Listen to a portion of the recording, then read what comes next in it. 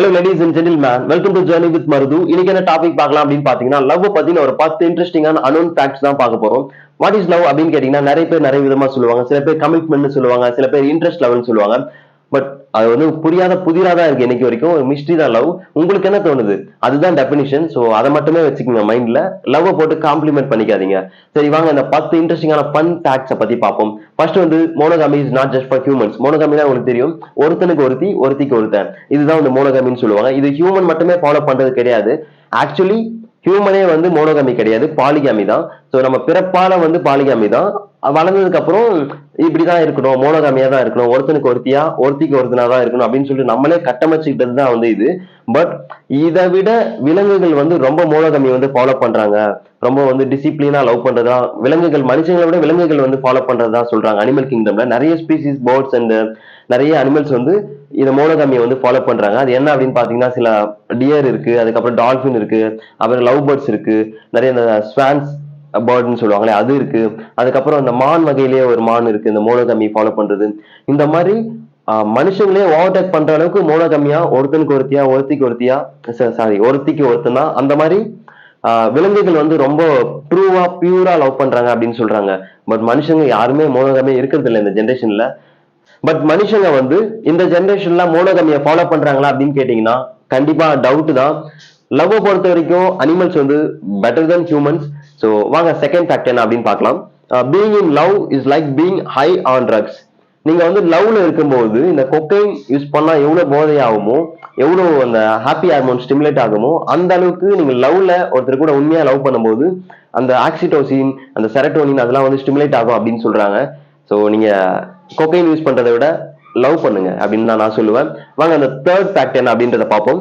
You can fall in love in as less as 4 minutes சொல்றாங்க. நிறைய பேர் சொல்லுவாங்க லவ் வந்து பார்க்க தான் வரும். இப்ப நான் லவ் அவங்ககிட்ட சொல்லிட்டேன்னா அவன் ஒரு வருஷம் கழிச்சு பொறுமையா எனக்கு சொன்னாலும் பரவாயில்ல, கொஞ்சம் லவ் பண்றதுக்கு டைம் எடுத்துக்கும் அப்படின்னு நிறைய பேர் நிறைய விதமா சொல்லுவாங்க.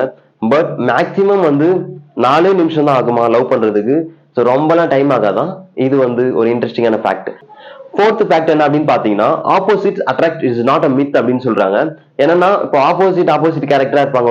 ஒரு பொண்ணு ஒரு பையன் இருக்காங்கன்னா, அவங்க வந்து வேற வேற துறையில இந்த மாதிரி ஆப்போசிட்டா இருந்தாங்கன்னா அட்ராக்ட் ஆகும் அப்படின்னு சொல்றாங்க. அது வந்து கொஞ்சம் தான். பட் ஒரே மாதிரியான துறையில ஒரே மாதிரியா இருந்தாங்கன்னா அது வந்து இன்னும் அட்ராக்டா இருக்குன்னு சொல்றாங்க. ஃபார் எக்ஸாம்பிள், ஒரு பொண்ணு வந்து டிராயிங் வரைஞ்சதுன்னா அந்த பையனுக்கும் வந்து பெயிண்டிங்ல இன்ட்ரெஸ்ட் அப்படின்னா 2 பேருக்கும் வந்து ரொம்ப இன்ட்ரெஸ்ட் லெவல அதிகரிக்கும் அப்படின்னு சொல்றாங்க. ஃபார் எக்ஸாம்பிள், ஒருத்தர் வந்து இங்கிலீஷ் டீச்சரா இருக்காங்கன்னா இன்னொருத்தர் இங்கிலீஷ் டீச்சரா இருந்தாங்கன்னா அவங்களுக்கு வந்து கனெக்ட் ஆகும்னு சொல்றாங்க.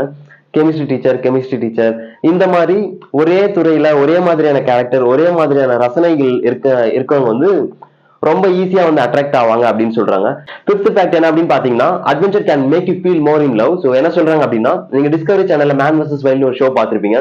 அந்த ஷோ மாதிரி நீங்க உங்க லவர் கூட்டிட்டு எங்கேயாவது வெளியே போகும்போது, ட்ரிப் போகும்போது அங்க சர்வே பண்ணது ரொம்ப கஷ்டமா இருக்கும், ரொம்ப ரிஸ்க் இருக்கும். அந்த இடத்துல வந்து 2 பேருக்குமே லவ் வந்து அதிகமா வெளிப்படும் அப்படின்னு சொல்றாங்க. ஃபார் எக்ஸாம்பிள், அவங்களுக்கு இருக்கிற ஃபுட்டை வந்து உங்களுக்கு கொடுப்பாங்க, நீங்க வந்து அவங்களுக்கு ஃபுட்டை கொடுப்பீங்க. இந்த மாதிரி இருக்கும்போது ஒருத்தருக்கு ஒருத்தர் புரிஞ்சுக்கிறதுக்கான வாய்ப்புகள் அதிகமாகும்.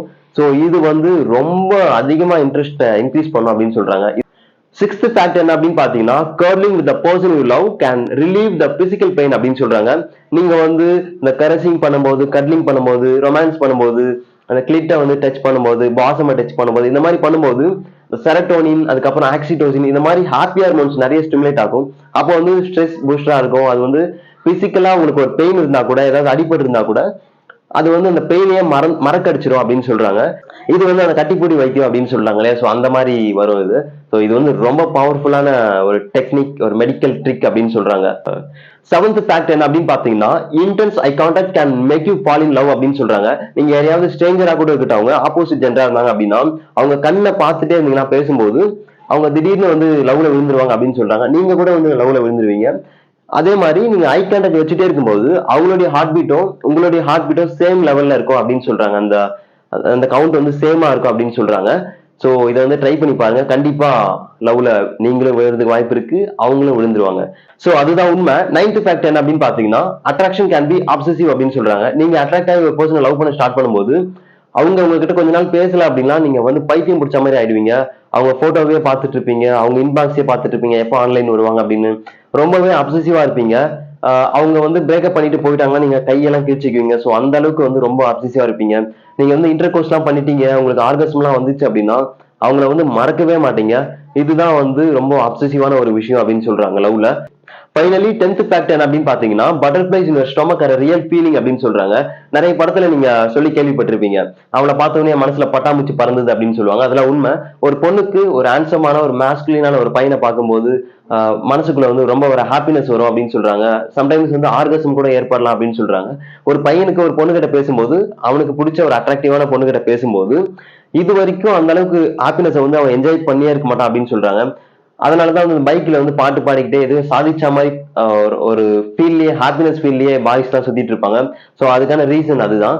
சோ இது வந்து எதனால ஏற்படுது அப்படின்னு பாத்தீங்கன்னா, நம்ம வந்து ஒரு அட்ராக்டிவான பர்சனை பார்க்கும்போது பாடியில அட்ரினலின் அப்படின்னு சொல்லிட்டு ஒரு சுரப்பி ஸ்டிமுலேட் ஆகும்.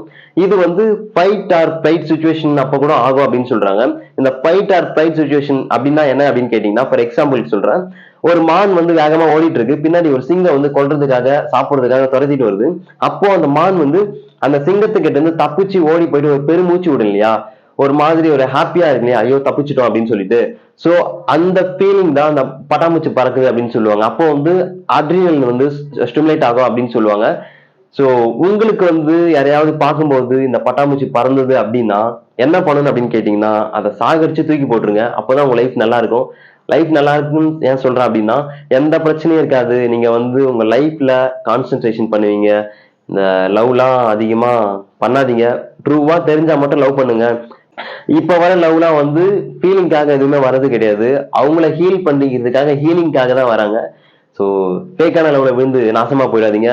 இதுதான் இந்த 10 லவ் ஃபேக்ட்ஸ். ஸோ இதை வந்து உங்க ஃப்ரெண்ட்ஸுக்கு ஷேர் பண்ணுங்க, உங்க பார்ட்னருக்கு ஷேர் பண்ணுங்க. நம்ம சேனலை சப்ஸ்கிரைப் பண்ணிடுங்க, அப்புறம் பெல் சிம்ல கிளிக் பண்ணுங்க. அப்பதான் நான் போடுற வீடியோ ரெகுலரா வரும். இந்த மாதிரி எந்த டாபிக்ல உங்களுக்கு வீடியோ வேணுமோ கமெண்ட்ல சொல்லுங்க, நான் ட்ரை பண்றேன். ஸோ நெக்ஸ்ட் வீடியோல சந்திக்கிறேன். பாய். Thank you so much.